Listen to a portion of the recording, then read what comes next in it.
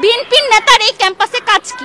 বাবা সমতুল্লাহ বাবা বাসায়, বাবা ক্যাম্পাসে না। ট্রেন চলছে, পদত্যাগের একটা ট্রেন চলছে, আমরা কোনো ট্রেন্ডে গা বাসাতে আসিনি। ক্যাম্পাস যখন আওয়ামী লীগ তখন আওয়ামী লীগ, ক্যাম্পাস যখন বিএনপি তখন বিএনপি। কেন? আমরা বিগত কয়েকদিন ধরে, বিগত এক মাস থেকে আমরা এখানে কিছু দাবি নিয়ে স্যারদের কাছে এসেছি, যেমন আমাদের বেতন মওকুফ কমানোর জন্য, ফি কমানোর জন্য, সেশন ফি কমানোর জন্য, আমাদের শিক্ষার মান উন্নতির জন্য, আমাদের আশেপাশের পরিবেশ উন্নতির জন্য। একজন শিক্ষার্থী হিসাবে আমরা কি এতটুকু ফ্যাসিলিটিস পেতে পারি না যে আমাদের ওয়াশরুমে একটা দরজা থাকবে? এতটুকু তো ফ্যাসিলিটিস আমরা পেতেই পারি। আমরা ছাত্রী বলে আমরা এই ফ্যাসিলিটিসগুলো পাচ্ছি না। আমরা যখন টাকা জমা দিতে যাই, আমাদের যে অ্যাকাউন্টেন্ট ম্যাডাম, উনি আমাদের সাথে যথেষ্ট অকথ্য ভাষায় কথাবার্তা বলে। একটা অ্যাপ্লিকেশন নিয়ে গেলে বলে আমরা কেন পড়ালেখা করতে আসছি, কেন টাকা ছাড়া পড়ালেখা করতে আসছি। আমার টাকা নেই বলে কি আমি পড়ালেখা করার অধিকার রাখি না? আমরা সব কিছু বাদ দিলাম। আমরা যতগুলো দাবি নিয়ে স্যারের কাছে গেলাম, স্যার মৌখিকভাবে যে হ্যাঁ দাবি মেনে নিবে, কমায় দিবে। সেটা কমানোর জন্য তো একটা নোটিশের প্রয়োজন হয়। ওনারা বলছেন ওনারা কমায় দিচ্ছে।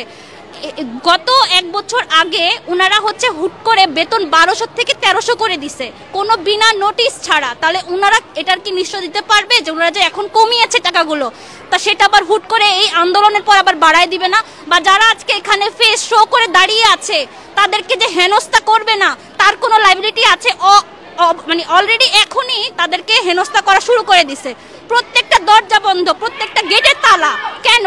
টিচাররা উপর থেকে আঙ্গুল দিয়ে দিয়ে তাদেরকে চিহ্নিত করে রাখতেছে। কেন এগুলো কেন হচ্ছে?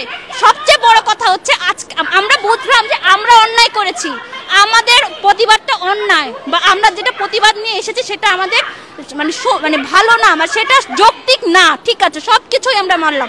আজকে যে ক্যাম্পাসে প্রিন্সিপাল তার প্রতিনিধি হিসাবে একজন বিএনপির নেতাকে পাঠিয়েছেন, বিএনপির নেতার এই ক্যাম্পাসে কাজ কি? উনি এসে সরাসরি পরিচয় দিচ্ছেন আমি একজন বিএনপির সাংগঠনিক সভাপতি। উনার এখানে কাজ কি? একটা ক্যাম্পাসে বিএনপির কাজ কি? ক্যাম্পাস যখন আওয়ামী লীগ তখন আওয়ামী লীগ, ক্যাম্পাস যখন বিএনপি তখন বিএনপি। কেন? উনি বলছে উনি মুরব্বী। হ্যাঁ মুরব্বী, ঠিক আছে, মুরব্বীর এখানে কাজ কি?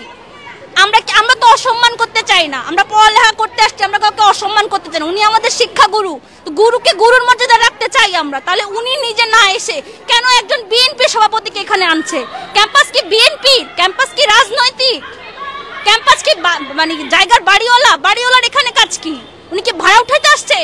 উনি আমাদের সাথে কথা বলতে আসবে কেন? আমাদের টিচাররা বলছে উনার কথা শুনো, উনি তোমাদের বাবা সমতুল্য। বাবা সমতুল্য বাবা বাসায়, বাবা ক্যাম্পাসে না।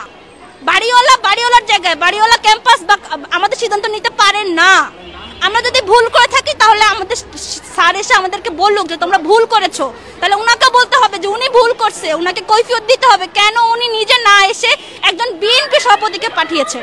অধ্যক্ষ চাচ্ছি যে উনি আমাদের কাছে এসে এগুলোর কৈফিয়ত দিবে, কেন উনি বিএনপি নেতাকে পাঠিয়েছেন।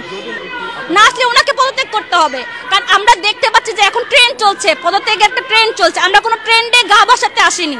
আমরা এই আন্দোলন করছি আরো এক মাস আগে থেকে, আন্দোলন করছি যে আমাদের দাবিগুলো মানা হোক। উনি বলছে মানবে। আমাদের বেতন কমানো হোক, উনি বলছে কমাবে। তাহলে কমাবে, উনি বলছে নোটিশ দিবে।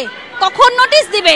ওনারা তো মৌখিক বেতন বাড়ায়, মৌখিক বেতন কমায়, আবার যে বাড়াবে না তার কোনো লাইবিলিটি আছে?